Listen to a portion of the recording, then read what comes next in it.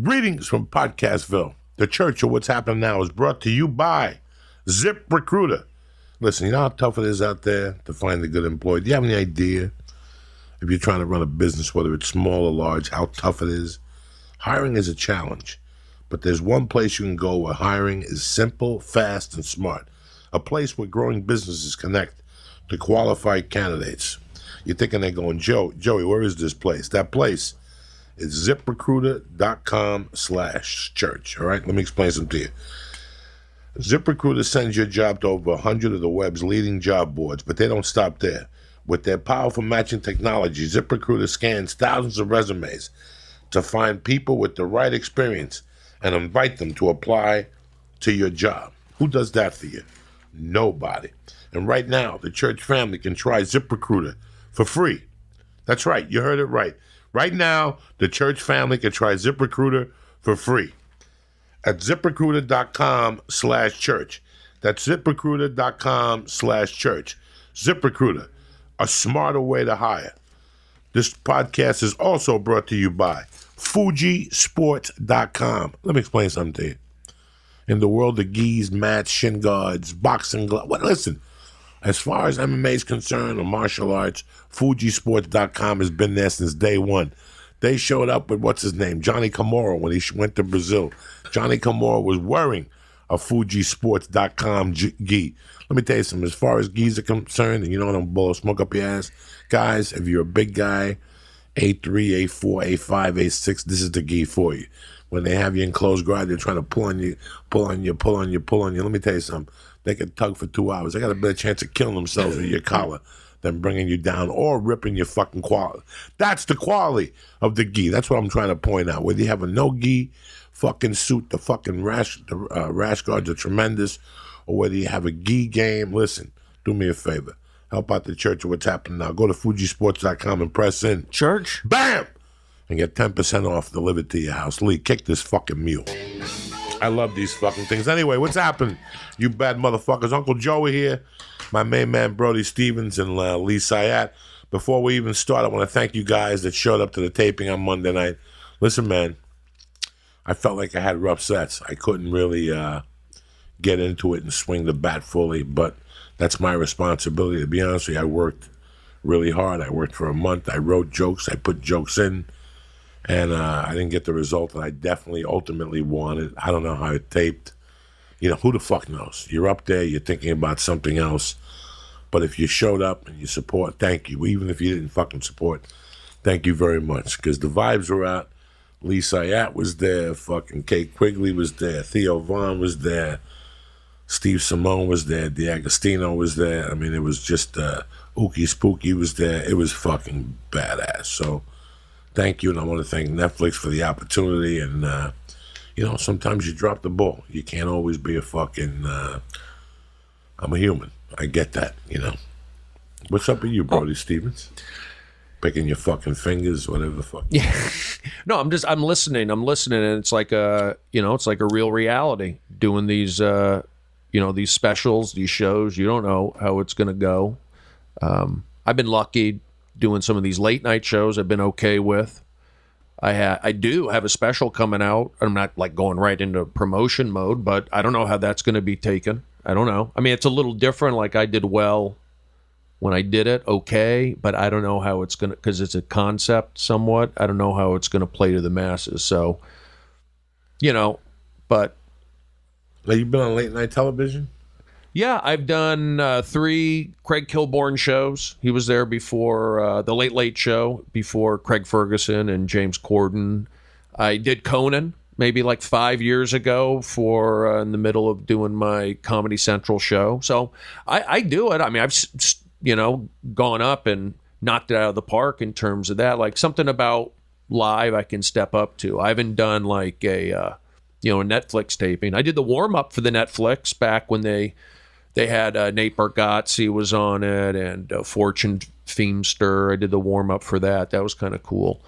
But yeah, you don't know. You just keep doing it. I'm staying positive. I'm trusting my instincts. I feel like, I'm not saying my back's against the wall, but I feel like I've stepped up to the plate on my comedy stuff. I'm not like, my acting, I wish I was a better actor. I get nervous about that somewhat. But stand-up, I've been able to, I think I do okay in the stand-up. Once I find my groove. Acting, that's harder for me. You're very funny, and you you like the midnight. The other night I went into the office at the Comedy Store. I turned around, there's a picture on the wall. I couldn't stop fucking laughing. On the drive home, I thought about how you're like Kennison. You like going up at midnight. So build that market. There's people who really like watching comedy at midnight. Yeah. You could go into a town, into a rock club, and do a fucking midnight show, and you do fantastic. Mm-hmm. On a Friday night or a Saturday night better, so you could fly out Saturday morning and be back Sunday morning with no drama, no radio. You sell what you sell. A midnight show at a rock club after a band, you do phenomenal. Yeah, that's the one spot I do. I do the Comedy Store, that late night spot, and I'll be doing it tonight actually, and I'm relaxed because there isn't that pressure on me. Like I can do audience warm up in a packed room, thousands of people or what have you, but the late night spot for stand up for me, I'm very relaxed and I can talk. I get my jokes in, but that's the Comedy Store. Like in the original room, you got to bring it, energy, tight for the most part, and then that main room. If you're up there when it's packed and you're in there, yourself or Joe Rogan or D'Elia, you got to bring it. So that could be stressful for some people, possibly. Would be for me if I don't do it enough. But that late night spot, it's just like less pressure on me. And I get to I'm not trying to prove myself because people don't always get me right out of the gate. And then I get like nervous. I go, well, this, and I end up, some people like it, but it's stressful for me. Like trying to impress people. Whereas that late night spot, I sit on the stool. And that's another thing. I've been sitting on the stool recently, like just kind of keeps me grounded. How many spots do you think you guys have done throughout your career? Oh, I would say, Joey probably more, but maybe not. The first 2 years, I did like 5 spots a month. Really? 6 spots, not even 4. Yeah, because 6 months in, I got a job house emceeing, so that gave me 4 spots automatically on Tuesdays. Mm-hmm. Every once in a while, I reach out and do something else if there was an opportunity. So I can't say, man, I was lazy. I didn't really know what was going on. And then when I went back to Boulder, 94 is when I really had bearings about me. So I figure from fucking 94 to 97, I was doing 25 spots a month. That's and a lot. Then 16, that averaged out to like 20. But once I moved to LA, my spots went up a lot. 97, I was doing 30 spots a month. And I did that steady to 2004. So there was 5 years there for sure. I was doing 360 spots just in those 5 years. So that's 1,800 right there alone. There's people who count their sets. Dean Del Rey probably knows I count exactly. my sets. Oh, you do? Yeah. See, I haven't. I don't know. Really, you look at in your notebook. You go, this was set how much number. I got, how much money I made that night, how my set went, what did I try. I've been doing that since Seattle. Really? My notebooks go all the way back now to like 98, 99. Yeah. I think there's one in the middle that we threw away by mistake, like 2007 or 2008. I threw away by mistake, but everything else, my wife has it in boxes. You'd be fucking surprised. So will you go like on a midweek set today, like at the Comedy Store? Your OR, you'll mark that down. You'll look at your notes and you'll sit and you'll go. Yes, especially the last couple of months. Because you've been working on. Yeah, this shit. Well, that was kind of what I was trying to get to is you guys have done, 5,000, 10,000 spots. I don't know. I felt bad the way you felt about your Netflix special because I'm not saying you went in there and had a set that people will talk about for centuries, but it wasn't. I've seen you bomb. I've seen like the late night haha or something where like there's 3 people and they don't like you because you teased them. Like I've seen you have bad sets, but that wasn't a bad set. It was like there were things that didn't hit as hard as maybe you would have liked, and You can always say things differently, but I hope you're proud of it. I thought it was a good special. Yeah, no, I am to an extent. I wish it would have gone. You can't have everything. You can't always get what you want, but you get what you need. It's been said 1,000 fucking times. And I'm very fortunate to even be in the game at this age, to even be around, so anything positive that happens, I'm fucking happy. Yeah. If somebody calls and says they like me, they don't even have to put me in a show. I'm happy. I'm 55, Brody. I don't give a fuck anymore. You know what I'm saying? Mm-hmm. Like, I love doing comedy and I love it, but it's not like when I was 32, what it meant to me at 32. And it does mean the same to me. I still love it. Just failure. Like, if you don't like me at this age, I don't really give a fuck. Yeah. You know what I'm saying? You know who I am, but you want me to come down and read for your role for a gangster? And he's 55? Go fuck yourself. I've been around as far as you have. You put me in 2 movies. Now I got to come downtown at 3:30 in traffic and drive back in that fucking nightmare. Give it to somebody else. You want to be a hypocrite. They're going to call me and go, okay, we'll let you read tomorrow morning at 10. They know. I've been around. I can book this. I'm not just coming at 3 because you want to muscle me. Right. Those days are done with. Like all those type of situations. We've been here a long time, Brody. Both of us. Is that because you're, I guess, older, right? Is that what you're saying? You're 50. You're older. You know what's going to work and what's not going to work anymore. When I was 38, I couldn't wait to be on a show. Put me on a show now, and I couldn't handle it. Why? Because I just couldn't handle with all the freedom we've had the last couple of years. I wouldn't want to be on some TV show. Time commitment and, what they're going to say. Creativity. Can't say this. Can't do say that. this. You can't do this. Is it really worth it to recur on a show right now? The only show that it would be worth it to recur is if it was your own show and it was network. And you're pulling down 50 G's a week because it's your name and created by and blah, blah, blah, blah, blah, Mm-hmm. blah. And at the end of the week, you tell Twitter to go fuck themselves and, you tell everybody to go fuck themselves. You'll see them in 5 years. And then you could curse. You could say, suck my dick. You could say racial slurs. You can say whatever you want. But until that time, you just got to stay off Twitter. Yeah, that's a tough thing. They're going to put pictures up of your kids playing bongos and hanging out with your fucking buddies at some barbecue. Why have it if you really can't put and express who the fuck you are? Yeah, and it's stressful for, every tweet you put out there. Oh, I can get in trouble, or they're going to think about, that about me. And if you're... Listen, you're a comic. If you tweet something and you tweet it and it's funny and it's in good taste, there's 1,000 variables that goes to that tweet, but it's in good taste. Yeah. Nobody's ever going to say nothing to you, even if it's a little off base. Well, I'm talking more of, maybe something current event, newsworthy, that sort of thing. I'm not always comical with those. And I feel like, and then also I like to make some points, but I think there's just backlash.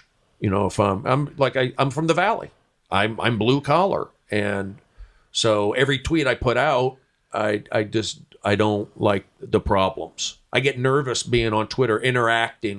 You call me. You're a phone call guy. I like that. You know me. But if I was to hey, Joey on Twitter, I feel like everyone's watching us. So I and then I've had experiences with people just over the years about not getting in trouble. Hey, don't put me on that. Don't, I've tried to reach out and people get weirded. So for me, I've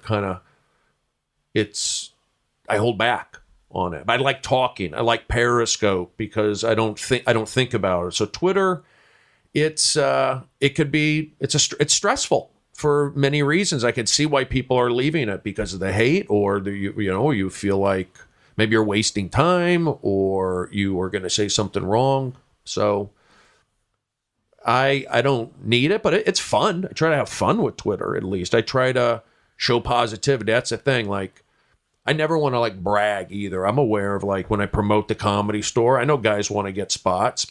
So that's kind of, I know I need to promote the Comedy Store, and it's good to have people see, oh, Brody, you're at the Comedy Store. So I can get work elsewhere. Also, go on the road. I don't do a lot of road work. So, just social media. I think people are waking up and seeing the, there's some negativity, but I try to show positive, show what I do. Not trying to change minds. I'm saying like, look, putting out positive energy, get to be at the Comedy Store. Positive energy, get to do positive vibes, not being a hater. And I could be a hater. I'm a human, right? But I try to take the high road. I think both of you have done good jobs about, I don't know how to, not dictating your audience, but Brody, you're like, you do it different ways. Brody, you do blocked, which I like. You retweet them when you say blocked, and that's honestly what I do now. Is I either mute them if they're just like, I don't really want to deal with that anymore, or if I really don't like what they say, I just block. I don't go back and forth with them. Joey, you get it a lot more rare now, I think, at least from what I see. But every once in a while, you'll go off on them, which I think probably scares some people from coming at you. Because you've had some interaction. It's crazy because it's not even me. It's the 200 savages. Oh yeah, that's the best. That come after you on Twitter and Facebook. My niece made a remark one night. They tortured her until she had to drop off of Facebook. On Facebook. On Facebook, years ago, 4 or 5 years ago, when she was at Temple. She made a comment one night about something comedy, and I saw the demise. Yeah. I saw one Facebook fucking message, another one, another one, and next thing you know, she fucking deleted me. She deleted me as a friend. I mean, yeah, I think there's bullying. I think that's one thing that happens, I feel, and that's a fear of mine, putting stuff out there and but that's, you know what? You got to grow up. If you're in this business, that's just a reality right now in terms of, you don't have to be on social media, but it's kind of hard not to when they tell you got to promote this, you got to get on there. But I think, everyone's kind of like fatigued right now with just this craziness. So, I try to keep it light and polite, but it's not easy. You're very sweet. Listen, I have a rough demeanor from time to time, but I have to tell you something. I've taken a lot of chances on Twitter, and I've learned one thing. It's like a background check. You know what the problem with a background check is?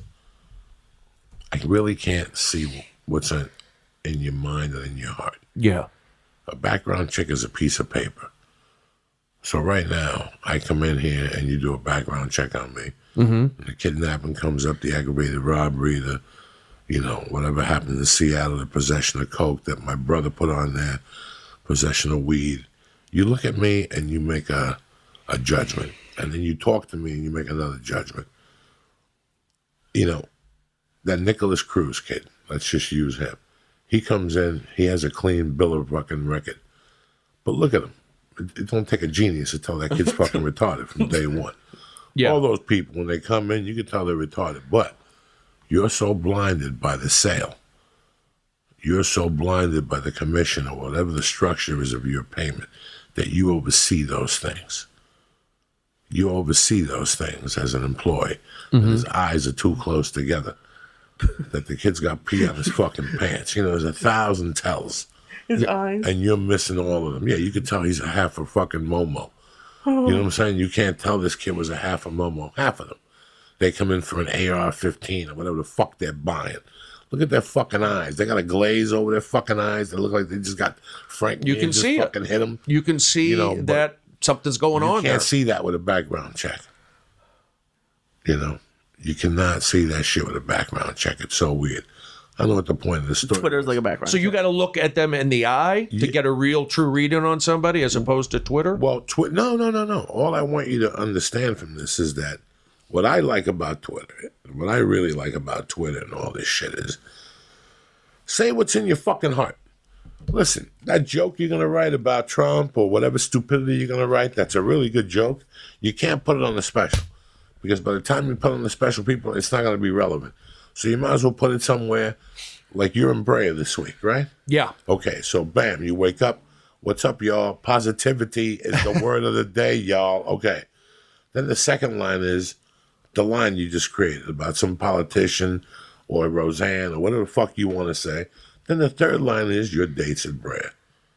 I guarantee you'll sell 10% more tickets because you gave them a fucking joke first.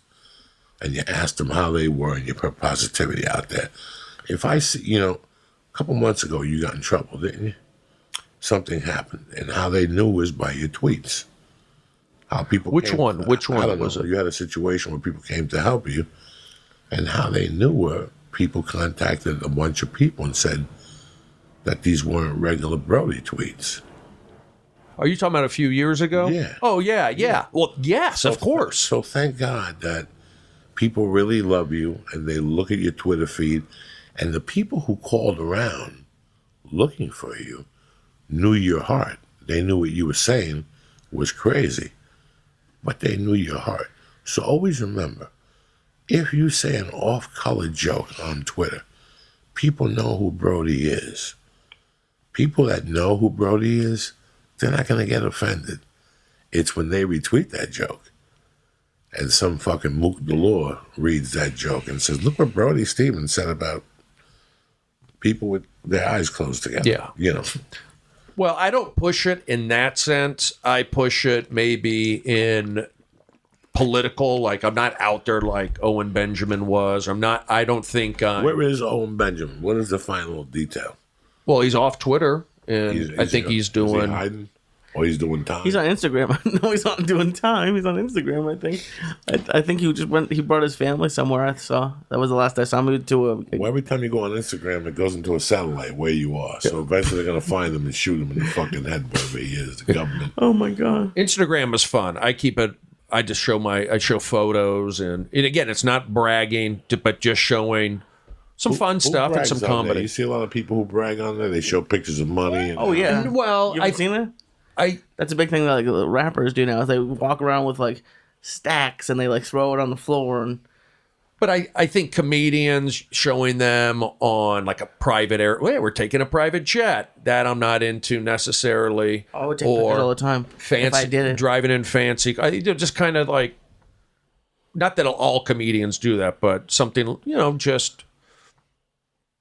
I mean, that's why when I take my photos, I'm by myself in the restaurant. Everyone's happy and all the time, and I get it. But if you made $1 million a year, what would be different about your life, Brody, right now?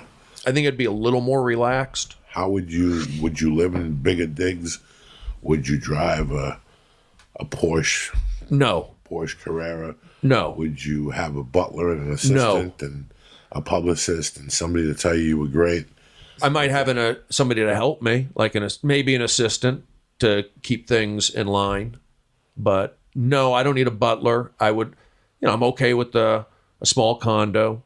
Oh, I don't need huge stuff. I get to do cool things already. I'm already getting to do Major League Baseball fantasy camp type activities. I get to go to the Comedy Store and do whatever I want.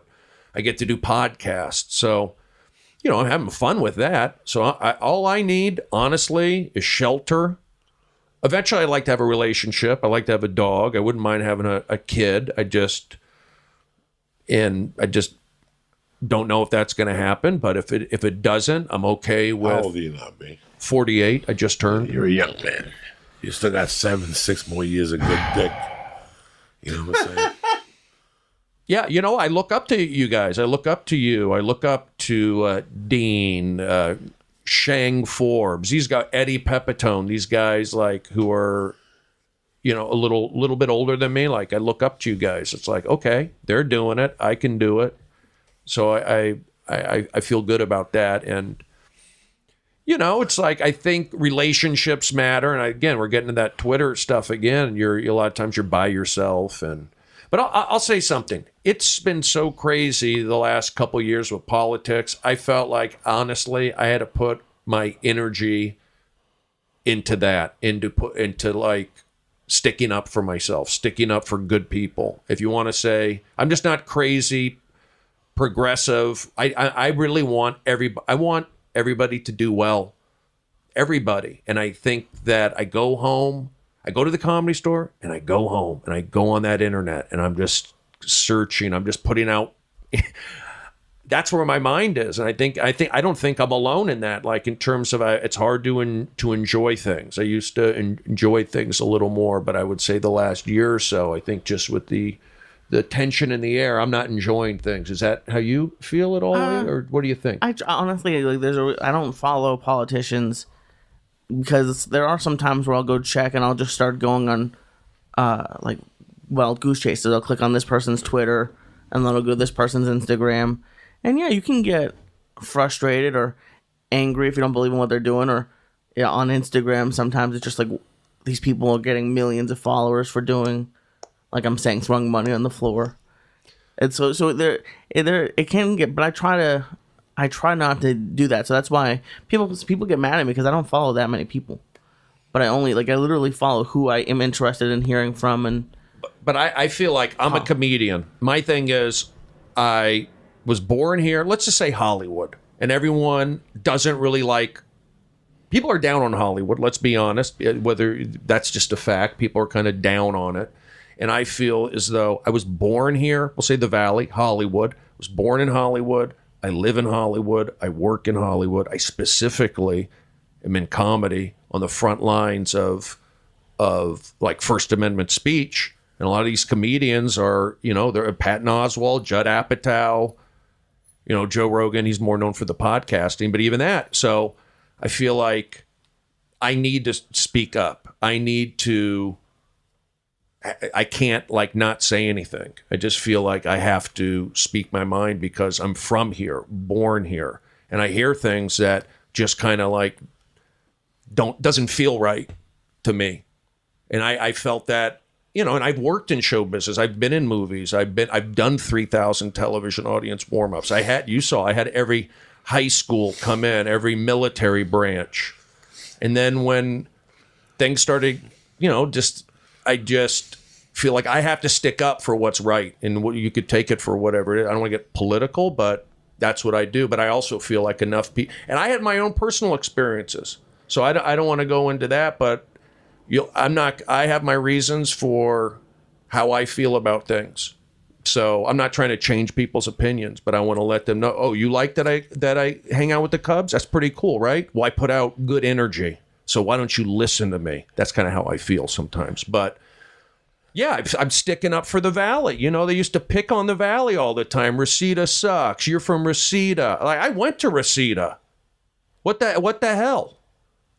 So, and I got picked on, but you know what? It made me stronger.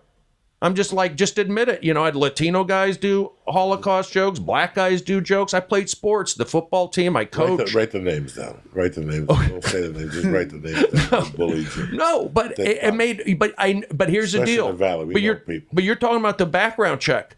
These guys weren't malicious. I knew them. I can name my Mexican teammate friends, and they would do Holocaust jokes and Jew jokes. It didn't feel good, but I knew it wasn't coming from malicious. Right, I could tell. Right.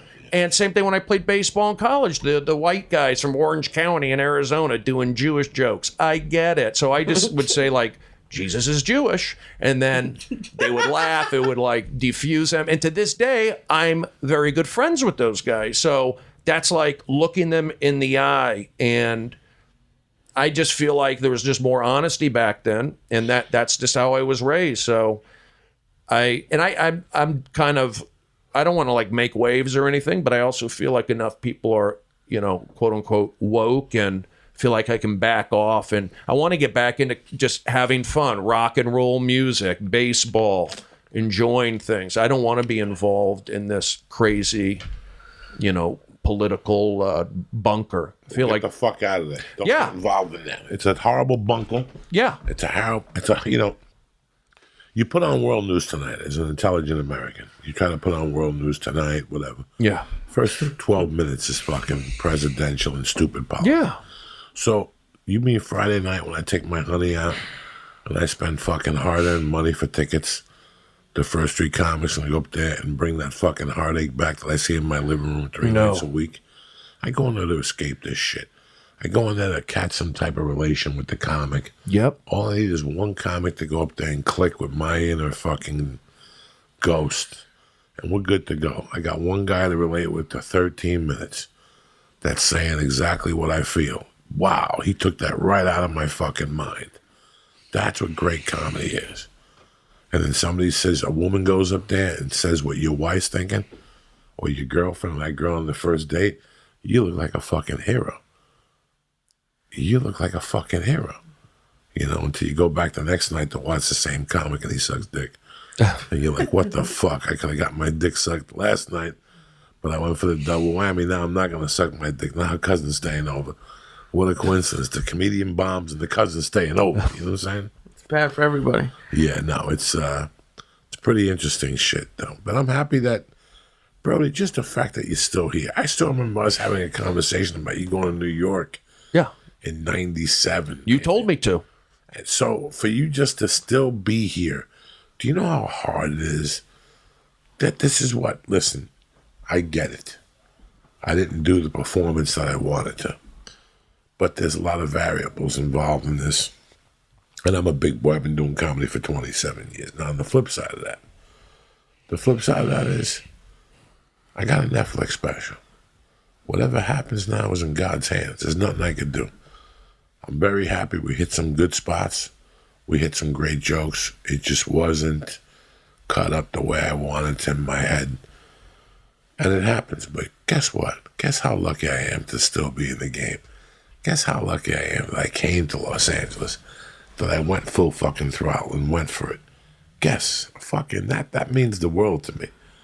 Because there's comics that I fucking came up with that are way funnier than I, had more discipline, and at one point just couldn't make the cut to move to Los Angeles. That was their biggest obstacle, was getting out of their fucking shithole situation. They wanted to be a big man on a small campus. I didn't give a fuck about being a small fish in a big ocean. I knew that I would get to the island and then grow and get some utensils, get a flashlight, and eventually we'd build our own fucking stage. And that was exactly what happened. You know, that's exactly what happened. We clung onto a rock. We planted a fucking seed on that rock. And after a few years, we built a stage. We got a liquor license. You know what I'm saying? That's the thing. That's it. There was hurdles in front of us. You know, you're Lee was asking about spots and all that.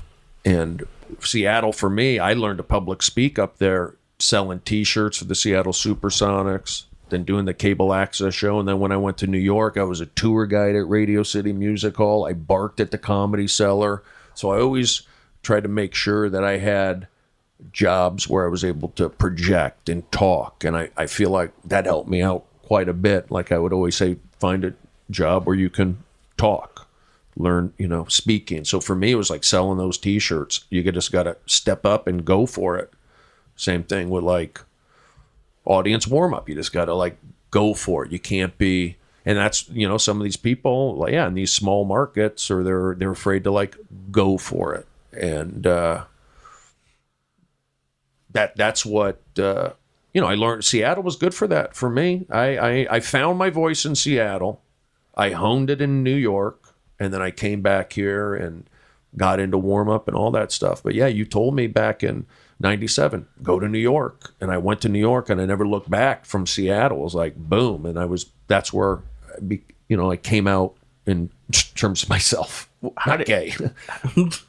How did you decide to go to Seattle? Because I know you started here briefly, right? Yeah, I played baseball basically all the way through college, and I coached at Arizona State, so at the final semester. And I took an acting class at Arizona State, and it was kind of cool. Like I was finally away from baseball, and it was just a nice, not that I didn't like baseball, but I was kind of like over it. And then I took this acting class at Arizona State, and there's cute girls in there, and there were cute girls in there, and it was fun. And I was trying to be a serious actor, but they would Was there a guy like Joey farting in the back of your class? No, we had some characters in there, I remember, but the people would laugh at me. So I took the acting, and when I moved back here to Los Angeles, I worked on a student film. I just wanted to learn everything about the business, We're having a good laugh here. He's just farting all the time. I'm trying to like not smell the fart, but also speak into the mic. It's. I appreciate. Can we? I don't want to interrupt you, but since he's bringing it up, can we talk about that when you assaulted me during the Periscope? That was. I still can't believe you did that. Joey assaulting you by he farted and called me over to do a technical thing, and I just left me there waiting for it to show. It took like 30 seconds to show up, and he cupped it. Oh, he cupped it and threw it, and it was shocking. Thank you, I appreciate it. But that's the kind of relationship you two have when you can fart on each other. I don't get to fart on him as much. Oh well, but that's real brotherly interaction. To be able to fart. And the way he just sit there and watch. And he kept saying, where is it? Where is it? And I'm like, tell me that you don't smell this bomb of death. It was only had to travel 6 inches. I mean, your nose was 6 inches from my asshole. It was that close. I had it pointed right up at your nose like a magnet. You know, I don't fucking know. To this day, it happened so fast, you know. And I don't know if you have any fucking idea how fast it happened. Okay, like if you look at your calendar on your phone. Yeah. It was Memorial Day. May 31st. Right. So I met that broad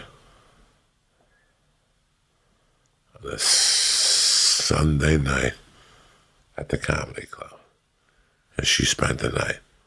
And Monday day, I gave her a ride to her house. We fooled around. We got to her house a little bit. And then I drove all the way to Colorado. This was Monday. Mm-hmm. By the following Monday, she was already in Colorado on my couch. We hung out. She drove me to do comedy. We went camping together. She left the following Monday. Before she left, I booked a triple run. And I was in Seattle maybe 10 days after I met her. Took me 10. I knew way before when I went to Denver, when I went to Michigan that weekend, I knew I had to leave Boulder. I knew it. All the pieces came into play. And I remember still driving past where the Devils play, the Red Wings, the Detroit Red Wings. Joe Louis Arena. I still remember driving past that arena crying because the realization had sunken in. Either I was going to fucking go to jail for murder or I was going to have to leave Boulder. Like either I was going to commit to comedy and just stay on the road. Like I remember driving and going, this is what I want to do. If I could figure out a way to do this every night, even if it's for $25, until like a fucking $10,000 falls out of the sky, I'll be fine. If I could keep this car together and I could just do comedy every night, $25 minimum, I'll drive every fucking night. It doesn't matter to me. I got a fucking 4-cylinder car. It's 56 miles to the fucking gallon. Gallons, $1.50 a fucking, a fucking gallon. I could go 800 miles in this fucking car. So that's what I wanted to do. Like, that's how bad I fucking wanted. I still remember driving by that fucking stadium, crying, going, I have to leave Boulder. Because if not, I'm not going to see this kid. I'm going to end up in jail. And I got up there, and the first night, it was like, remember when I told you, Lee, that in comedy you get these little fucking kicks in the asses? I made a few liverwurst sandwiches with American cheese on white, and I made a couple bologna sandwiches, and I wrapped them up with like a 6-pack of sodas and chips and bagels and cream cheese. And I drove all night, and that's all I ate. I would get out of the car to pee, but I would bring my own food on those triple runs. And I still remember, Lee, fucking like getting to Detroit and being out of food and just having an ashtray filled with change and maybe 4 joints and fucking going, wow. That was an epiphany of me wanting to do comedy. That's it. That's my calling. This is what I'm going to do.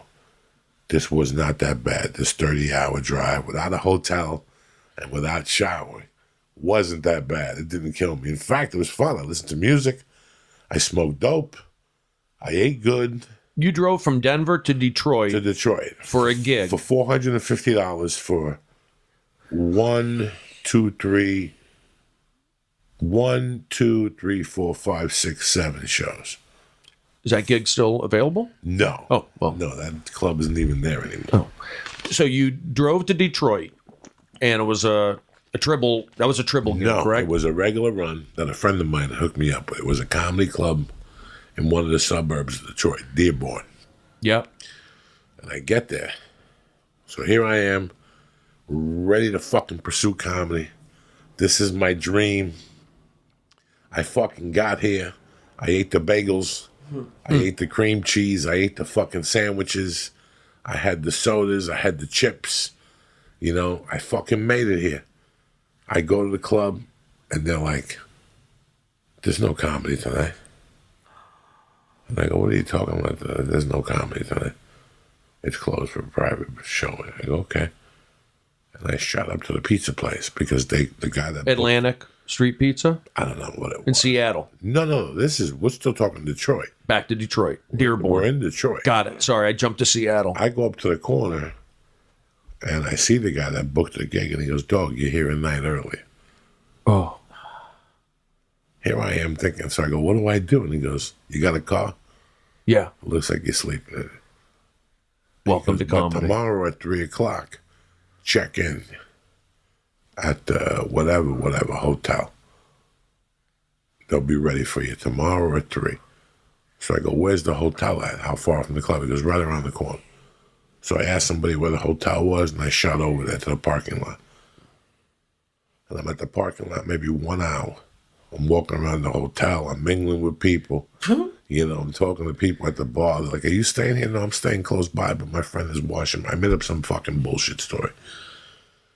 And my pager goes off, and it's that dude from the pizza place. And I call him up, and I go, what's up? He goes, do you have a suit? I go, yeah. He goes, go to the hotel and check in. He goes, you got a room. At Tony Bennett's open. I couldn't come with him tonight, so you're opening up for Tony Bennett. Whoa. He goes, I'll give you $50 and a dinner. So I put a suit on. I checked into a hotel room. I can't believe you had a suit with you. I had everything in there. That was the car of death. That car was going to take me to the end. I had everything. The car couldn't even break down. I had everything for the car in there. Jeez. At that point, I had done 5 months of triple runs. I had broken down 80 times. I knew exactly what I needed, what I didn't need. I had a football, a frisbee. I had everything in there. There was no boredom in there whatsoever. Shovels, a ski, there were chains for a car, an extra battery, a radiator fixer that plugs up the radiator. iPhone charger? No, there was no iPhones in those days. There was nothing. So you're opening up for Tony Bennett. And I open up for Tony Bennett. I go, it's one show. I eat spaghetti. And I go back to go to this beautiful fucking room. And like I said, I had a jar filled with money. Like a box filled with money, an ashtray filled with change. And the next morning I get up and breakfast was free. Ooh. Oh, shit. They gave me like a coupon for breakfast for free. Like in those days you eat anything and then some. Scrambled eggs, you don't even beep. Scrambled eggs, the petrified English toast, the fucking turkey bacon. I mean, it's amazing. But when you were doing those triple runs, was that where you wanted to do comedy? It was in Detroit? I mean, you're already doing the triple runs. No, I was doing comedy in the triple runs. I was doing Wyoming. Wyoming was the main one. Idaho, Wenatchee, whatever the fuck. But when that you got to is. Detroit, that was the epiphany? That drive let me know that this is what I wanted to do. Gotcha. It was pretty cool, that drive, because not only did I do Joey's, but I also shot over and did the Black Club downtown, just for jokes aside or just for something. They had 2 clubs, one in Chicago and one in Detroit. I went over there and did the showcase. It was 70s night. It was just a great weekend. They had like 4 other clubs. So after I did Joey's, like midnight, I went somewhere on Saturday, showcased there, and they gave me like $50. And then Sunday, like I went back to the thing, and that's when I met Carol, and we got some coke and shit. it was just a great weekend as a feature act. Like, I didn't know it was this much fun on the road. I'm like, okay, so I really want to do this, and it's this much fucking fun. And this was after the Tribble runs. Yeah, the Tribble runs seasoned me. I did about 5 months. I started with Tribble January of 95. This was May of 95. Mm-hmm. And I had already done like a ton of Tribble runs. Plus, I was stopping at clubs and showcasing. So whenever I was in the club, whenever I was in the area, I would showcase in the club. I would force myself to do that. And that's how I learned how to pick up the phone and call people and muscle them and shit. And I learned how to tell people, listen, is this Lee Syatt? Yes, it is. Are you going to be at the club Sunday night? No, my assistant fucking Brody's going to be there. Let me ask you something.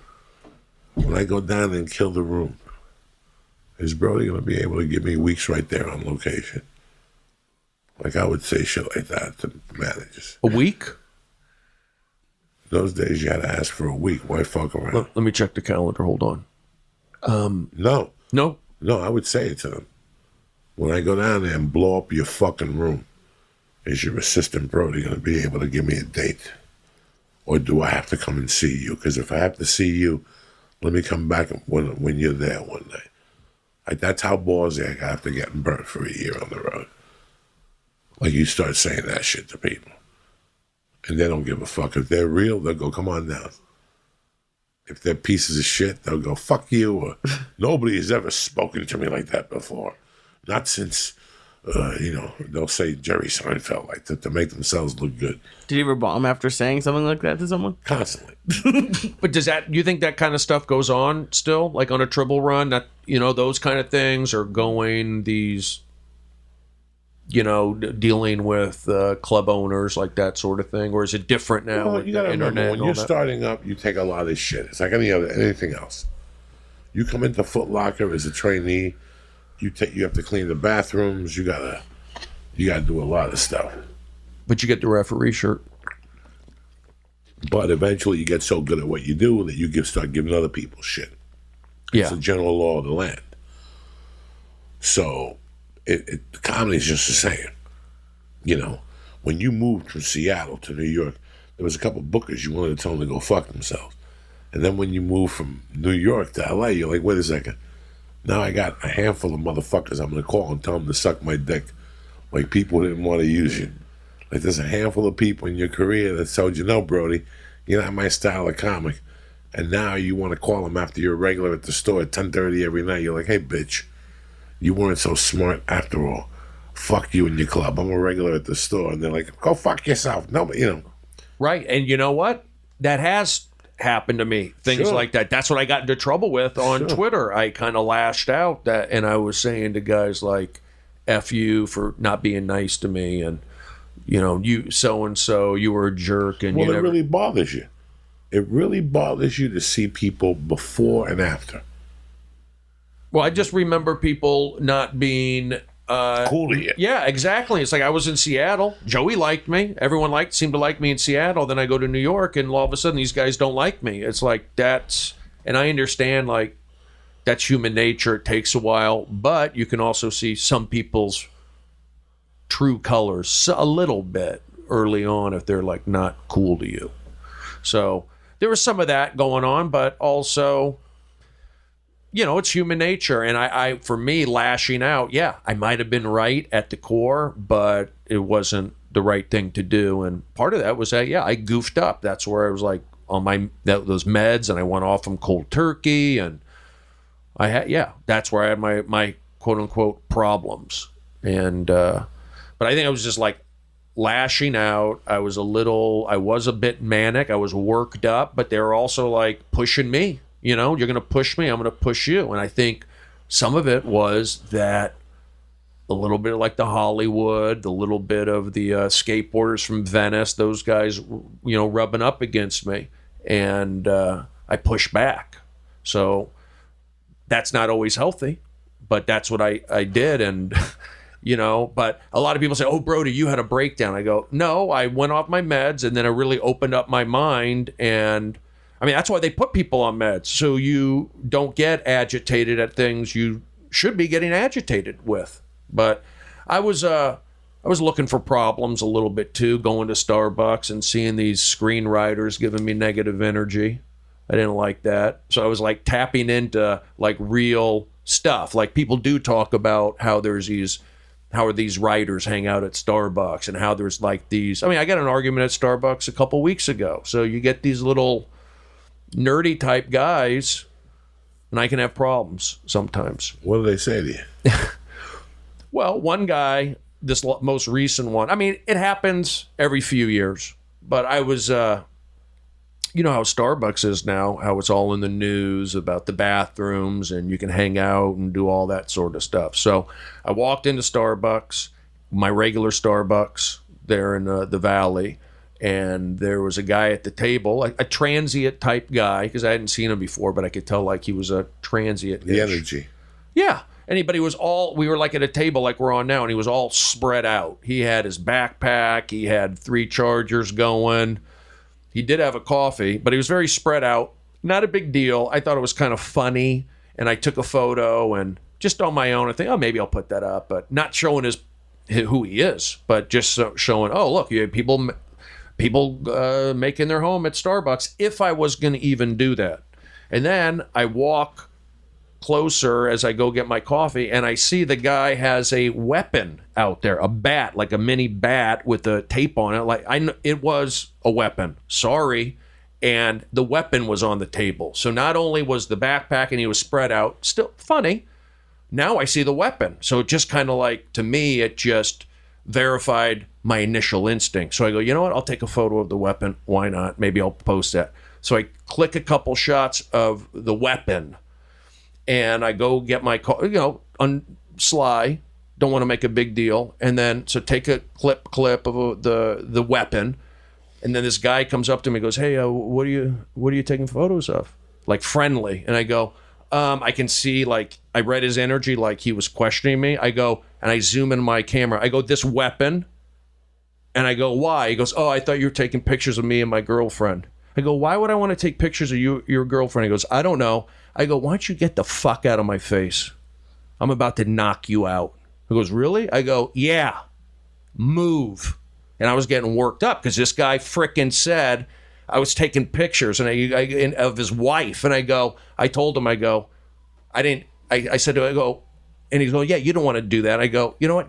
I'm about to drill you. He said, drill, I don't know, But I was getting a little worked up, and I go, nobody wants to take pictures of you and your ugly wife. That's what I said, or girlfriend. So they got all worked up, and then the staff go, break it up, guys, break it up. What's going on? Everything was cool. He goes, yeah, this. I go, I'm taking a photo of the weapon. And then he goes, yeah, this 60-year-old guy. So he called me a 60-year-old guy. Okay, fine. I go get my coffee. I'm going to leave. He's at the table. A couple of people around. He's like mumbling. I go, you got a problem? You keep talking. I walk over there. I go, nobody wants to take a picture of you and your ugly. I said, no, your fat girlfriend. That's what I said. I called, and I didn't even know. I didn't look at her. I didn't even notice. I just know, like, if you're going to say that, that's going overboard. I shouldn't have said it, but I didn't handle myself properly. But the bottom line is, I wasn't taking pictures of him and his girlfriend. I didn't even notice. When he first came up to me, I thought he was a fan or friend. And then he says, yeah, thought you're taking photos of me and my girlfriend. Why would I do that? Well, I don't know. Get out of my face. So I was upset, and I got a little worked up, and I probably shouldn't have said his girlfriend was ugly, but that's just instinct. Sorry, I'll go rogue.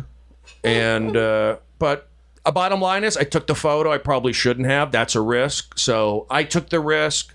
I did overreact. Was a bit sensitive about it. I admit that. But you know what? He could have easily have gone to the manager, and that's a risk you take when you step to somebody. Maybe they'll snap like me. So think twice. And he was a little skinny Antifa type guy, little weasel guy. That's what he was. So I pulled him out of the woodwork. I shook him up. His cage got rattled. Definitely. You're going to accuse me of taking photos of you and your girlfriend like I'm a creep? I'm a peeping Tom? Get the F out of my face. I'm taking a photo of the weapon. I haven't been back to that Starbucks. What happened with the weapon? I don't know. Nothing. Who knows? I didn't care about the weapon. I thought it was funny. I mean, with Starbucks being in the news, I wasn't mad about the weapon, but I did take a photo of the weapon because I thought it was funny. It's based off my instincts being right, but that's the risk you take. But I didn't appreciate it. That guy thought I took a photo. I mean, if he was a big guy, I probably would have got my ass kicked. I beep a lot of people, and I worry about that sometimes. I'm like, I'm going to beep once at somebody, and it's not going to turn out well for me. But I don't know. You beep at random people on the highway. It's the funniest thing in the world. No, because the beep comes from an innocent place. I'll tap. Whatever you got to do, if it comes from an innocent place, a place from the heart, they know. They know when you pull up to somebody, go, hey, you fucking jerk off, move your car. When you pull over and beep at somebody and wave at them, and they feel really bad when you do something like that. It's a background check. Yeah, let me do some fucking things here. Jonathan Murray, I love you. Jay Bish, thank you. Paul Lynch, Bob Lalingus, Jeremy Slagar, Dom De Niro, Carson Williams, Ivan Ramos, and Pete the Menace. I love you motherfuckers always. Thank you for all the well wishes for the Netflix shooting. You guys broke my heart on Monday and Tuesday. Thank you very much. Calusa Casino sold out. July 12th and 13th at the South Point. I have no idea what's going on there. Check the fucking link. And Utah Wise Guys, July 25th and 26th. Check out the link. And that's it, and that's that. You know what I'm saying? Brody Stevens, what else is cracking? Talk to me. You're still getting your spots at the store. How many nights a week?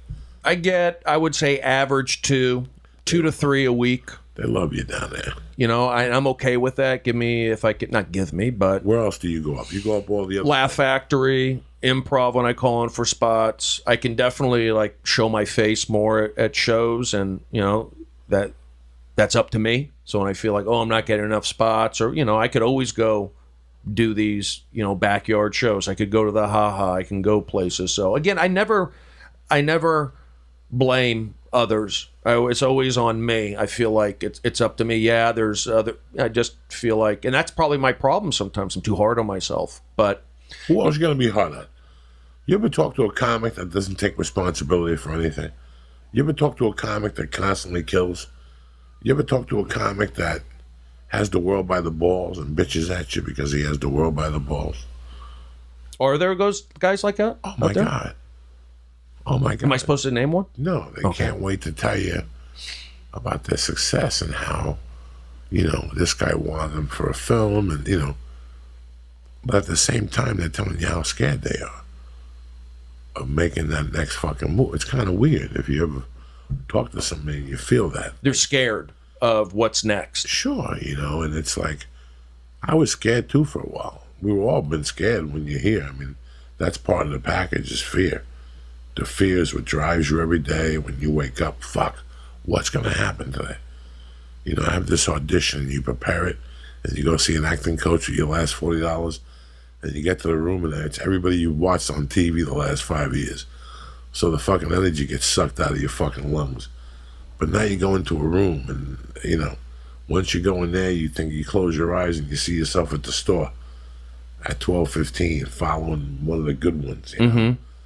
And you're like, fuck, what these guys didn't do out there, yeah, they probably had movies and they probably did this and this, but they could never follow fucking who I'm following 5 nights a week. Yeah. You know?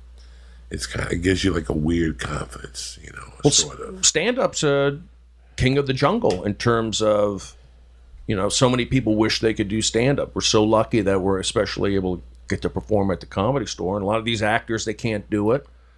And yeah, I'm lucky. It feels good to be able to walk in, and comedians have been very nice to me. So I definitely feel support. I like, you know, and they're tough critics. They're tough critics, the comedians. If they like you, that's an indicator of something. You don't necessarily want to be a comedian's comedian. I'll take it. I'm not fighting it. But, yeah, it does feel good. You know, how long have you been doing stand-up for now? I officially started going for it, and when I moved to Seattle, February of '94, I took Sandy Seashore's comedy workshop. I was always like a Comedy Store guy. I wanted to go to the Comedy Store. I was a kid. I would see it, and I just felt like that's where I was drawn How to. far away from the store did you grow up as a kid? Well, I grew up in the Valley, but my mother, her boyfriend, Jack, he lived right there on Alta Loma, and off his patio, you could see the Comedy Store. So as a kid, I would always see the energy. I could feel it. And I wasn't necessarily, wanted to do stand-up, but I was around it. I was around that. As a kid, I saw the Comedy Store. And then when I took the workshop back in 93 over at UCLA, the Comedy Store workshop, after every class, I'd drive to the Comedy Store and I'd look at it and go, one day maybe I'll get to perform there. Who was in there when you used to go look at it? Well, that was back, whoever was performing back in 93, but I wouldn't go in. I don't think I ever went in because it just didn't feel like I was belonged or welcome. I wouldn't have gone in there in 93 either. I think I would have been scared shitless.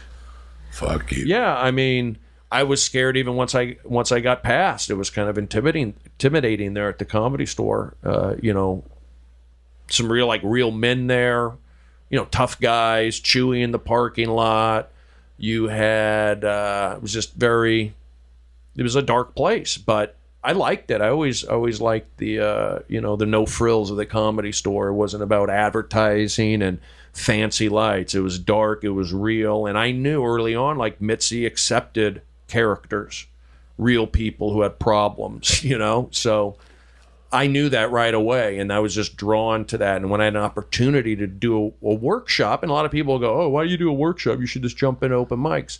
I needed structure. I needed playing baseball at Arizona State. I needed some place to go. And every Wednesday, I would drive to Westwood from Tarzana, and I was really excited to go do my little 2-minute spot in front of my classmates. So that was a big check for me. Okay, I like this. So I'd go do it, and I talk Sandy's ear off after the show. I wanted to really just soak it all in, and then I'd go by the store, and then I did like one open mic, and I knew I did a graduating class at the Comedy Store, crushed it in the original room, 1993, packed, people coming up to me, "You have an agent," this and that. I felt like a comedian.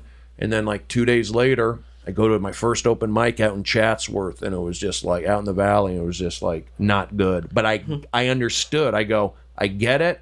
I just don't want to go this route, especially in my hometown. I had something like pride to feel like I'm not going to let this MC at a bar kind of like talk down to me in my neighborhood. You moved here from somewhere, I'm sure, and this is my town. So I knew that, and I stopped with the open mics, and I went back to UCLA, and I took a business of comedy class. I wanted to learn everything about comedy, and I did that. And then I remember the instructor said, "If you want to do comedy, get out of LA. Go somewhere else." So it was either Phoenix, where I went to college, or Seattle, where I had family. And Seattle, my uncle said they really support the arts up there. So when I moved up there in February of 94, after this Northridge earthquake, I was working at Macy's over on Topanga, and the mall got red tagged. So I didn't have the job there, and I wasn't making much money anyway. And then I just drove up to Seattle, jumped into the Comedy Underground,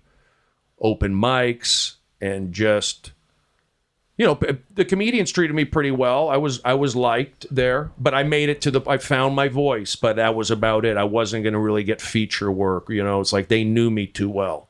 So I was a guest spot guy, and I worked at the Comedy Underground. I learned how to seat the audience. I learned about a 3-person show. I learned all about that stuff.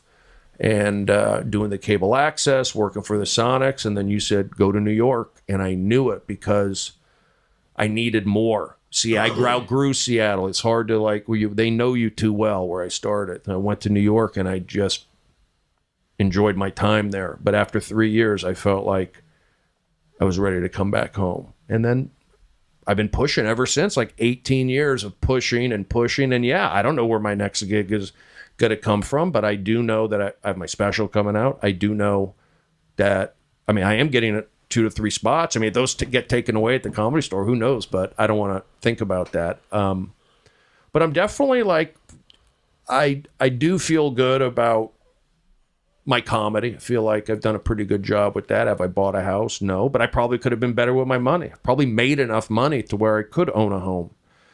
But I think, I've talked about this before. I think if my father was still around, but maybe my comedy would be different. If I had a girlfriend, if I had somebody to kind of like keep me honest, keep me, being a bachelor is difficult. The older you get, and especially you're in comedy and this and that sort of thing. So it makes you look at things a little bit differently. I can see why people get older, they get a little panicky. Keep going. Gonna get some fresh air. Well, do you remember you guys were talking about the Comedy Store? And Brody, you're a big fan of baseball, so as a comedy fan, the store is pretty much like Fenway Park or whatever one, like Yankee Stadium, whatever. And I had Joey was very nice and put me on his Belly Room show. Mm-hmm. And it's just, I've done a few, maybe, I don't know, 10, 15 stages at this point. Yeah. But just having like there's a difference with the crowds there, and it was like a crazy, like my legs almost were shaking. It's pretty intense. Just even I was in the Belly Room, which is the smallest of the three, but it was still like I don't want to say the word religious, but it was a very emotional like experience. Your adrenaline gets going. You realize where you are. I don't want to run the light, so I think I did like 10 seconds after the first light. That's every 90 days when you go into a club that you've read about or heard about. Your legs go out from under you. I was watching Lee, but I was watching everybody that night. It was so electric in that room that you could bomb and they were still going to laugh. Like, I could bring a dead guy into the fucking back of the room, and the sonic electricity in the room would have held his shoulders up like the fucking Tin Man. It was amazing. Let me ask you this. How important for the younger comics, for people like Lee, how important was the underground fear from 95 to 97, 98 till you left? Very important. Doing those open mics, getting... signing up for the open mics, driving, to the Comedy Underground, going to the #1 Teriyaki next door, and then, being around Josh Wolf, yourself, Tana, Yoshi, Ramona, and then having all these, pretty successful comedians who work the cruise ships up in Seattle. And then I just me personally, I really enjoyed my time up in Seattle because I was in Phoenix. I was in the desert. I was so I had a thirst for culture, a thirst for pierced earrings and capital. I needed that flavor and culture. So Seattle gave me that. And then just the Comedy Underground, doing the open mic every Monday and Tuesday, and Carl, running the open mics and all the characters there, and being in Pioneer Square was kind of cool. I enjoyed, the baseball. The Mariners were playing at the Kingdome. They get maybe 3,000 a game. The players, like the Oakland A's and the Indians and the Yankees, they all be hanging out upstairs. So I really do, of course, we all miss our time there. It was cool, but I enjoyed my time at the Comedy Store also. I enjoyed my times in New York. But definitely Seattle was good for me, and being a part of the Sonic, selling the T-shirts. It was a breeding ground. If you really think about it, look, you named 3 guys, including yourself, that are still in the fucking game. Yeah. And they're making noise down here. That was a breeding ground at that time. We didn't even know it. We had no idea. For me, it was Carl. Because, like, when I go to my friend Donovan, who was on the podcast 2 weeks ago, Donovan Patton, has been going over to the fourth wall. And his wife told my wife that, she goes, I've been with Donovan for a while, and he really enjoys going over there. He says it's very supportive. When you get into comedy, like when I started at Denver Comedy Works. I was doing good with some people. You know how some comics are. Right. You just can't do nothing to win them over. And you're looking for this home. And then I get thrown out of there. And I end up at Seattle. And after a month, it was home. Right now, I watch you, Lee, and I see how important that is for you over there. You're going up there. Like I always say, you go up, you want to go up without a safety net. Well, over there, you're going up with a safety net. They like you. They like you. You're not going to get booed. You're not going to get a bottle thrown at your head. They cheer for you when they're your friends. All you guys cheer for one another. I see that. That's a great environment to grow in. You know, it's when I'm doing well and Brody's doing well, and Brody's got a camp and I got a camp. And now every time we go in there, we try to outdo each other. But Rod Long has his camp, and, Sal, whatever, has his camp. So it's just, that's horrible. And I try to outbump him, and he, like the Comedy Store before this shit, when it was Eddie Griffin and Dice and Mooney, and, it was a great experience. But you look at it compared to now, and now it's like there ain't no bumping. You want to call in for spots, you call in for spots. We'll let you come in one time tonight and bump. But once you get that light, it's 10 fucking minutes, or we'll shut the microphone off. You understand me? And you're like, yeah, like the word got out. Why do you think that is the case now? People are more accountable for each other due to social media, that sort of thing? Or no, the Comedy Store was, Mitzi created a haven for people to grow, but she also created a haven for people to hate. Oh, really? She created this little haven where she kind of inspired that in a way. I don't know how to say if she inspired it or she thought it was necessary for the growth of a comic, which it really is. It really is. It really is hard one day when you and me sit there every night, smoke dope and do coke and drink, and we're pissed about Lee's success. You know what, man? I still remember giving Lee jokes. He's not fucking funny. Fuck that motherfucker. He ain't funny, that little Jew fuck. And then one night you catch yourself. You go, look at me. How am I supposed to grow when I'm hating on my friends? You know how many fucking people would pull me aside and give me an ear beating about Josh Wolf when he first got his deal? And for the first month or so, I joined in a few times. I'm not going to lie to you. But after that, I was like, wait a second. This guy's my friend, regardless of what I think. It's not really what I think or what fucking he thinks. It's what they think. That's number one. Number two, we don't have time to think about Josh Wolf because we're too busy thinking about ourselves. Why do I give a fuck what Lee Syatt is doing or he ain't doing? That's when, when you go to an open mic, going to an open mic is like working on a TV show and watching extras. The extras are always either stockbrokers and they can make you $1 million, or they're good friends with James Cameron. They all have a fucking story, but meanwhile they're an extra. And you sit there and take their story and go, oh my God, really? Meanwhile, he's looking at that time clock going, I wish there's overtime. I wish there's overtime.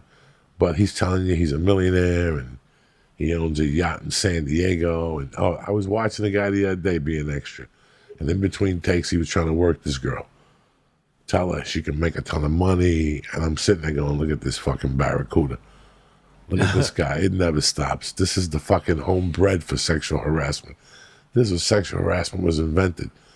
Nice black girl with a big ass tight skirt. And this white guy is trying to sell her fucking goats in fucking Arizona or some shit. And I'm sitting there going, when does it fucking end with these guys? But no, it's been great, your journey.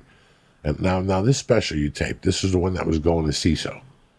Yes. And then they pulled it.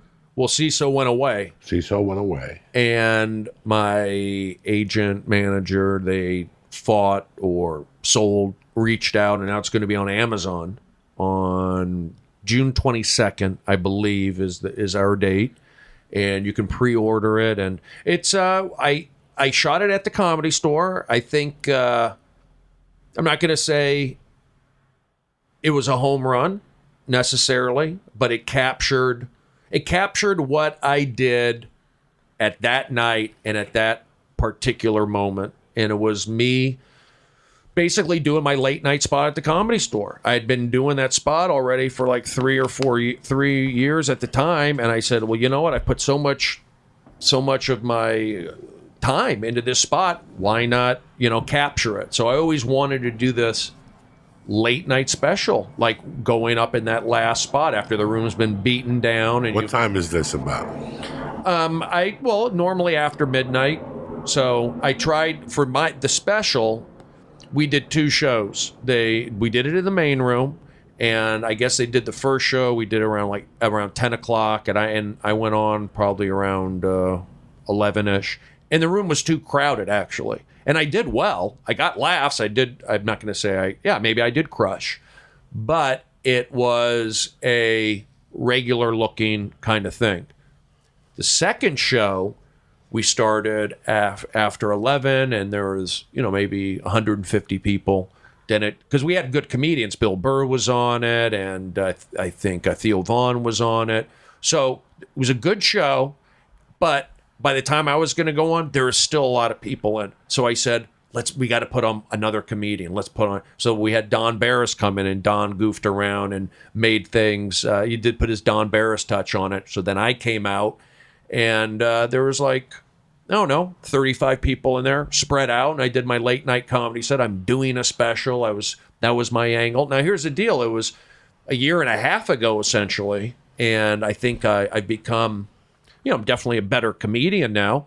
But that night, what we did, I've seen it. I haven't watched it probably for 8-9 months. I'm happy with it. I'm not saying it's going to change the world, but I build it up like it's my big special. It is kind of my big special, and people probably expect to have a full audience and everything, and the crowd is there, bust in audience, paid audience. So it was a real audience who didn't know me. I had people walking out. I go, how dare you walk out? This is my special. You don't do that.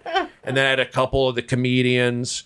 I left the mics open if they wanted to interact with me. And so that I was just basically making it kind of like what I was doing late at night. And I think we captured that. So I feel good about it. I'm curious to see how the reaction is going to be. But this is something I feel like I could promote, meaning like I promoted my TV show, but, it was kind of weird promoting me going off the rails, promoting me acting out on Twitter and being detained at Starbucks, promoting me talking about psychology, it was just interesting. But the comedy with this, I feel good about it. I feel like I got a bunch of my jokes in. There was a lot of yelling, a lot of excitement, but that's what I was doing. I was taping my special. You warned me at the beginning of the podcast that this was going to happen. I didn't think it was going to be like 18 farts. Lots of farting. Where can they get it? At Amazon? The farting? No, your special. A lot of dairy. Well, it's available. It will be available on Amazon, and maybe it will lead to me doing, more late night, midnight shows. I don't know, but I think it's kind of. I also. There's a couple cool little things in there I think people will like. They'll be pleasantly surprised. There's a couple nice moments. And also, I'm promoting the Comedy Store. I'm actually talking about how the Comedy Store is the place to be and how... But it's tongue-in-cheek, some of that stuff, and silly music and some backstage, like me putting on makeup and stretching. So I got all that stuff in, and I'm curious to see where it goes, and I'm already thinking about what my next special is. I feel like you just got to keep cranking them out. And not to say that there's going to be another one, but I'd like to think, well, okay, I got this. Now I can work for my next one. And I really need to think of myself as a comedian. And I've made that concerted effort probably for the last 3 years or so to let people know I do stand up. So when I put out a tweet promoting a show, I put that microphone because people knew me as, oh, you're an audience warm-up guy. Oh, maybe you're a guy on Chelsea or whatever. I don't know. But I put, in my mind, I have to think hey, I'm a stand-up. I perform at the Comedy Store. I'm doing it. So, and I think people do look at me as, you have made it. People do. Joey's got his hand in his I think he's getting a fart ready. He's getting a fart ready. But it's been a long... Ready for fucking weeks. You understand me? See, I got a bunch of them coming. But I think I do get a little, I get tension sometimes. I think with some of the guys at the Comedy Store, I think because I know them too well.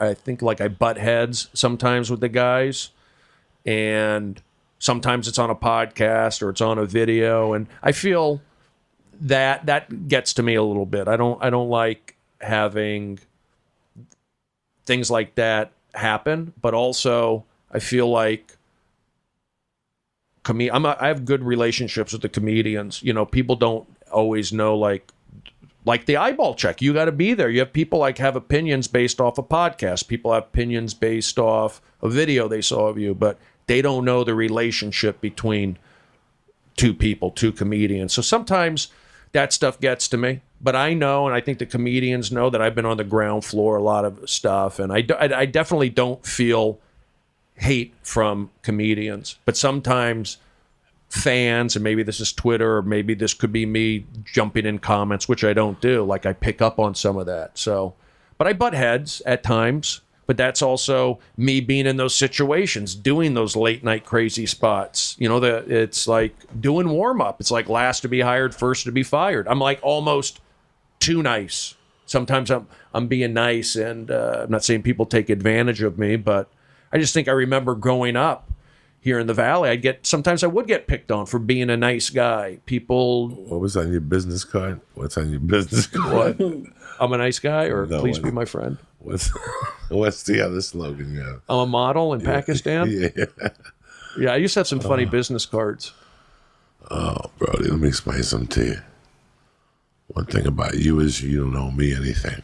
You put your time in. I was there with you in that basement with roaches in 95. That's basically what that fucking underground was. A basement with fucking roaches. Oh, yeah. And big-ass roaches, you know. But once you saw the roaches, it didn't really matter because it was home. We were so lucky to be at the fucking underground on Mondays and Tuesday nights with Carl tormenting Rita O. Oh, Rita, Al Fox. Al Fox. That's right. We both went to war with Al Fox. Is Yeah, he still around? I think he does motivational speaking up there, Does he last really? I heard. He had Let's look him multiple. up. Let's look him up, Lee. Al Fox, Seattle.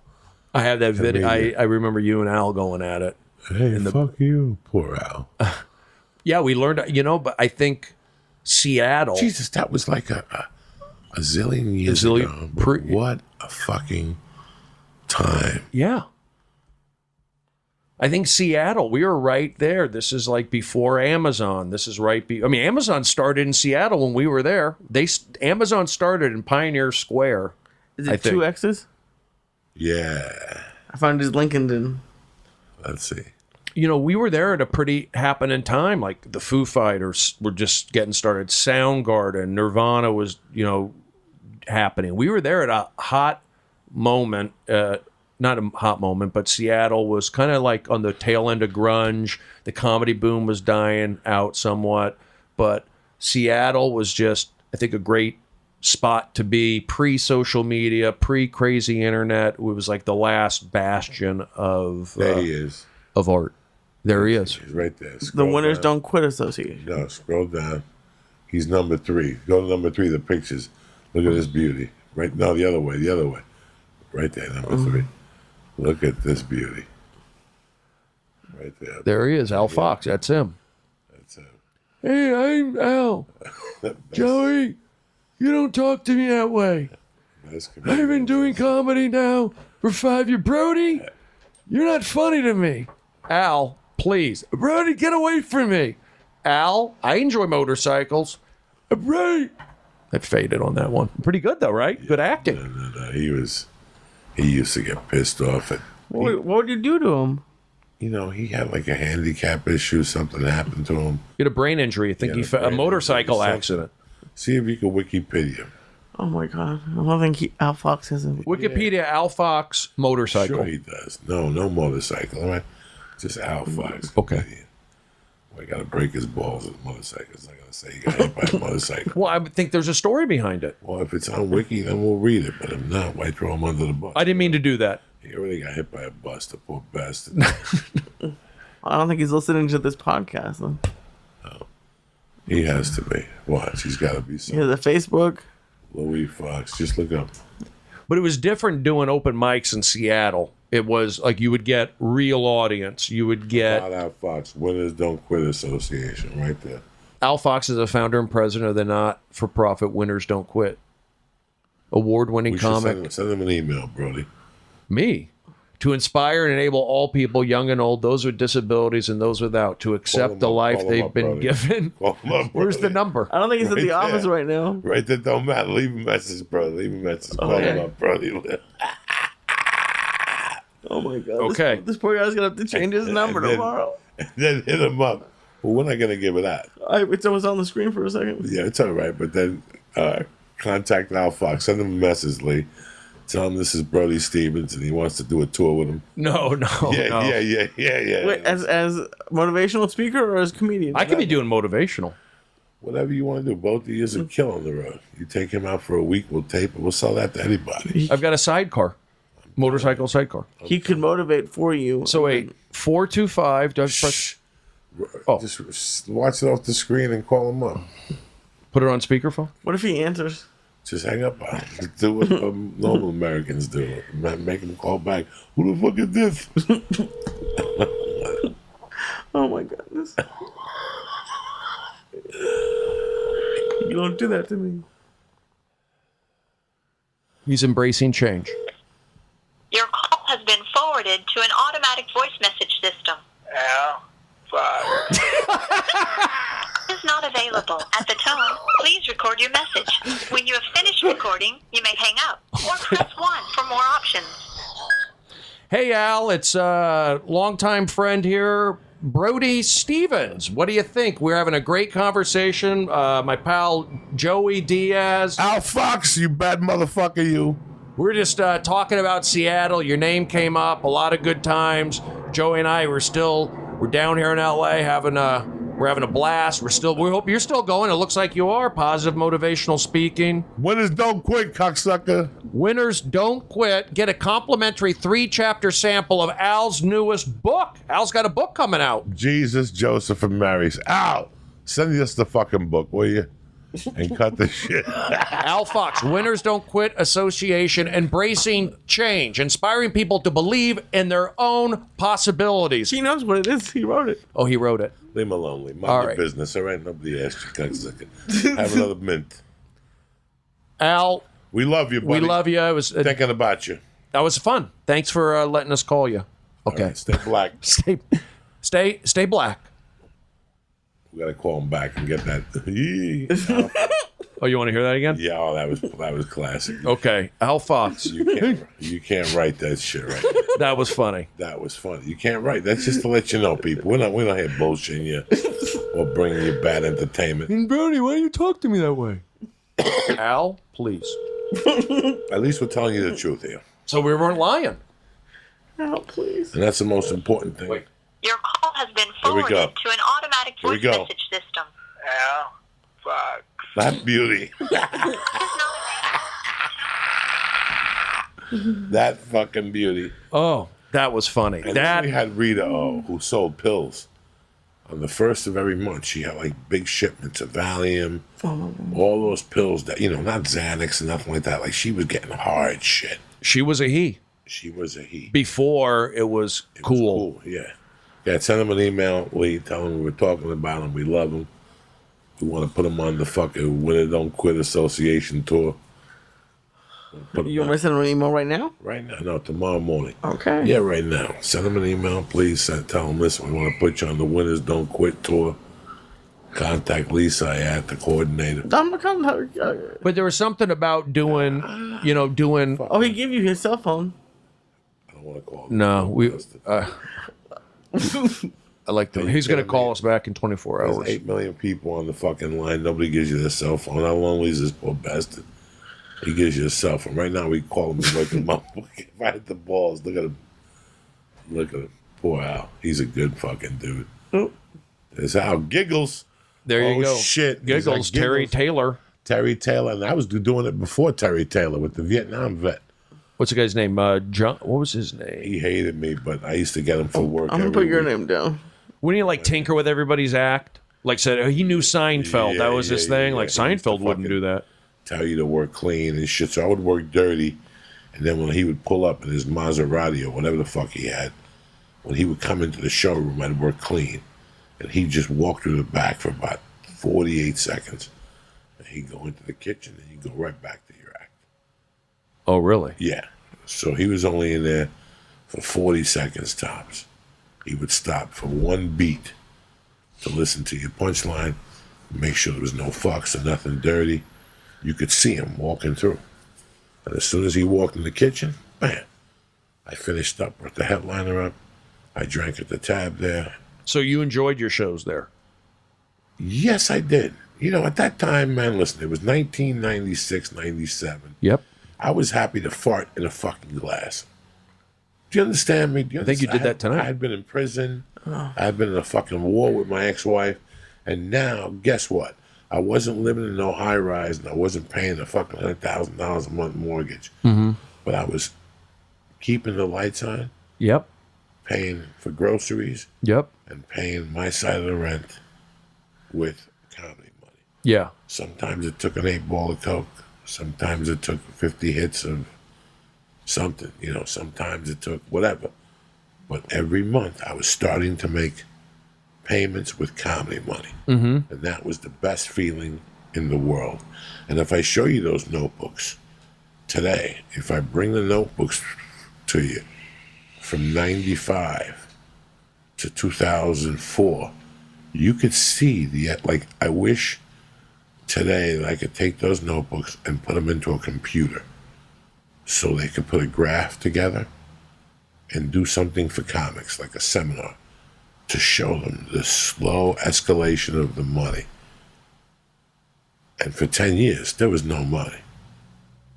There was no money. But it went from 8,000 to 9,600 to 11,400 to 12,800 to 100,000 one year. Whoa, whoa, whoa. Then back to 14 the next. Yeah. You had a commercial or something? Yeah. Like Or warm-up gigs, I did too. 100,000 one year and then 14,000 the next. Oh, Because yeah. all I did was triple runs and headlining gigs. That's 800 a week. But I was making 14,000 a year off comedy. That means I'm not fucking in the fucking, I'm making more money than if I was poor. And I don't have to live under any restrictions. Once I started making 14 grand a year, 16 grand a year, 20 grand a year, you're all right. You're okay. As a comedian, you're like, okay, I can pay this. I can make this happen. You can make this happen. Because you're getting money, you're getting $1,200 a week, $1,000 a week. You're going to beat the road for everything it's worth. If you could stay on the couch, you're going to stay on the couch. If you could stay on the floor, you're going to stay on the floor. If you could fucking, what's that shit, Airbnb, you're going to Airbnb. But you're going to commit to it. And that's when you really make that little extra money on the road. You know, there's so much money in comedy in the beginning, but there's not. But if you believe in yourself in today's comedy world, with T-shirts and CDs and pens and just a variable for everything and the content that you could put out in the daytime. You know, everybody wants to be on Netflix, but you could still become a star on YouTube. Why doesn't anybody know that? Because everybody thinks that you're going to put a video on YouTube, and if it doesn't, everybody who puts a video up expects the video to go viral. Like, they're not going to do any work. They just want the video to go viral. So they put up as many videos as they can. But they don't understand that for a video to go viral, and don't get me wrong, a nobody could put a video up, him rocking up and down with a cat, and get 1 million downloads because it's cute. I'm talking about the guy that promotes his social media 6 months before he releases his stand-up. 7 minutes. I better get out there and start doing it. That's a big difference. That's a big difference. People who give you a 3-minute clip to let you know that 30 are coming out on YouTube. That's a big difference. You just gave me something, so now I'm committed to you. You know, you're going to live tweet when you do the YouTube thing. You know, let me tell you something. If I couldn't get a special on Netflix today, I'd shoot 3 10-minute sets at the Ice House and cut them down to 7 and put them on YouTube. Yeah. Take those numbers, go to YouTube, and get them to give me money for the next special. Because YouTube is about to start buying content. They just hit big with the Karate Kid. 25 million views the first fucking day or the first 3 days. They're going to come in. They're all over the world. They're in position. They're like communists. They're all over the world. They're in position. All they need to do is just raise a rifle and go, Ungawa. But I feel like it's a popularity thing. I see YouTube numbers, and I feel like comedy, it is subjective. I'm not comparing You got to myself. give me a reason to fucking, you got to give me a reason to watch you. Okay? Like anything else. Friends, everybody loves Raymond. But what happens if your comedy is different? Like, I feel like my comedy, it takes a little while for people to get... That's fine. You do something very unique.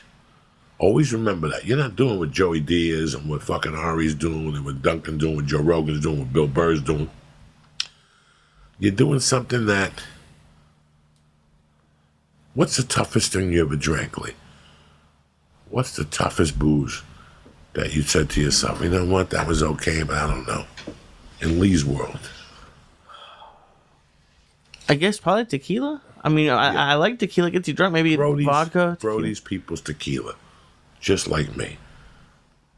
Once they understand where Brody's coming from, they fall in love with Brody. When I watch Brody doing what he's doing, I'm kind of jealous of Brody in a lot of ways. Because that was my world. I had found a way to make you love me after about 20 months of dying on the 1230 slip-out. It took me, honest to God, let's just say for break even, took me 16 months. I may be lying to both of you and everybody listening, but it took me that long to figure out how to destroy at that spot. But once I figured out how to destroy at the 1230, 1245 spot, it became a different game for me. Yeah. It's a different game. And when I watched you about 8 months ago. I was down there late one night and I watched the first 3 minutes. You bring them into your world. It's that guy at 12:30 who has that funky fucking show on TBS. But you can't watch fucking those 3 fucking guys tonight. You're not in the mood for Kimmel. Kimmel's got that fucking horrible fucking chick. I don't understand what she's saying half the time. Fucking Jimmy Fallon's dancing up and down with Obama's wife, who I don't mind with that big ass. I just don't want to watch dancing tonight. I feel like laughing. And the other guy's got some political guy on there talking about taxes. I'm in the mood for that. Let me put that crazy guy on that's up there with a fucking thing yelling at the audience. And they fall in love with you, Brody. That's a different gift.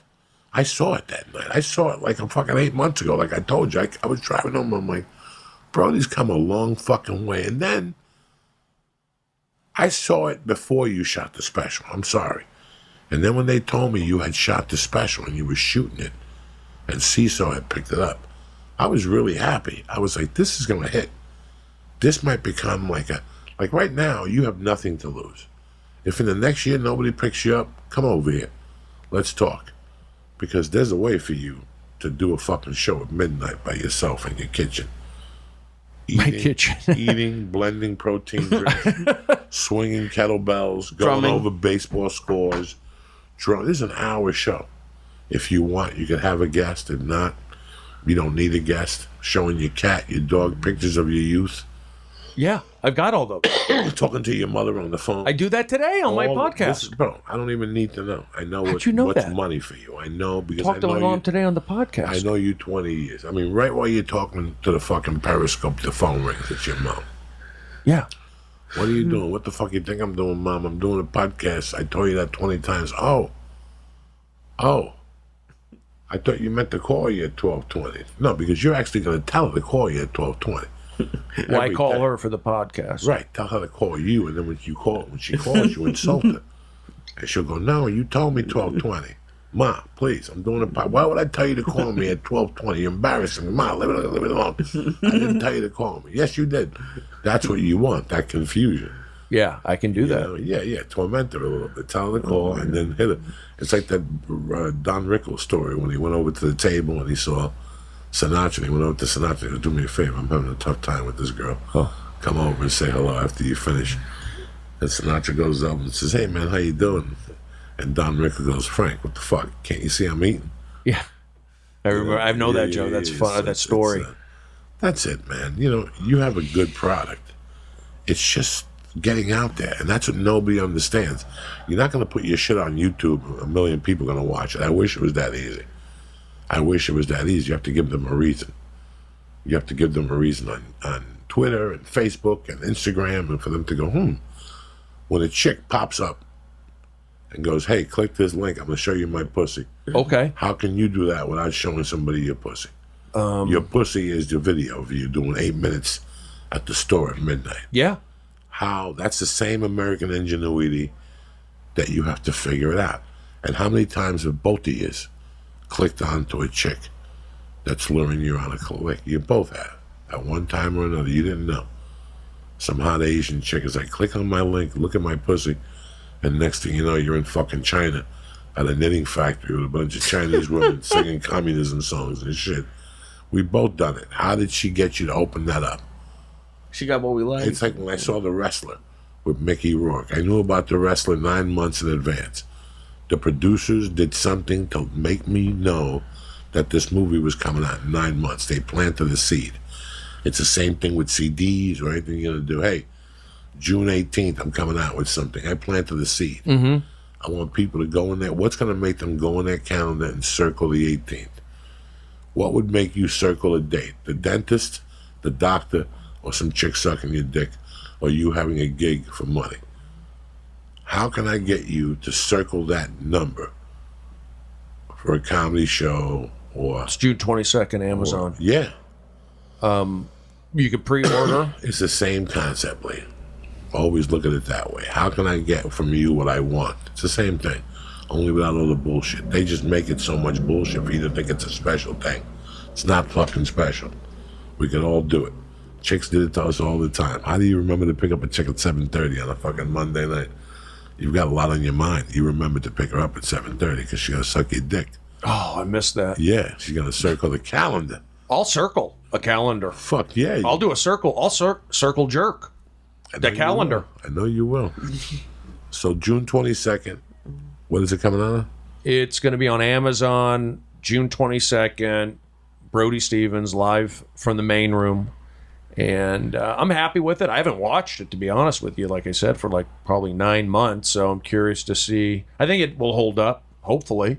And it's happening, whether I like it or not. And I do like it. So I think I can do, I got to start promoting it a little more. This helps. I want to say thank you for that. Well, please do me a favor. You know this guy's family. Pre-order the fucking thing. What's it going to cost you? $2? Pre-order it. Support Brody Stevens. He's church family. He's my family for 20 years. You guys know I love him. I called him up last week just to figure out what was going on. I hadn't seen him at the store, and one thing led to another, and I wanted him to come back on the podcast. I know he lives close by, and I know he does late spots. Mm-hmm. Fuck it, it's nice and cool. Mm-hmm. Why do a podcast in the daytime and sweat your ass off? We could do it at night at the cool fucking valley. I like nice, it. We cool got the night. breeze coming in through the Cahuenga Pass. It's great to see you, and it's great to see the damage you've done. Even going back to the Best Damn Sports Show, when I would sit there with Rich Williams and listen to you fucking just make me howl with those kids. You would make me fucking howl. I would tell Rogan, you got to see what he's doing over there. And just that whole thing, that whole experience. I think I still have that tape of me on the Best Damn Sports Show, Tom Arnold's roast. Yeah. Do you remember that? I remember we roasted, yeah. I have that tape somewhere. That was way before Longest Yard. And I told Michael Irvin on that tape that we're going to work together pretty soon. You guys did. And we ended up working together. I wonder where that fucking tape is now.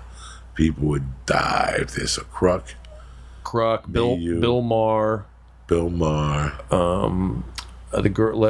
lady who won, not Moesha, Monique. She won an Academy Award. You know who else was on that? The girl who left us and went to ABC Monday Night Football. Lisa Guerrero? Yeah, where is she? She's like on Inside Edition. She's still out there. Skinny fucking legs. Yeah, we've had so many people through the Best Damn Sports Show, and I think people are more nostalgic looking back at it. It gets a lot of love, and you know, we were there. You were there.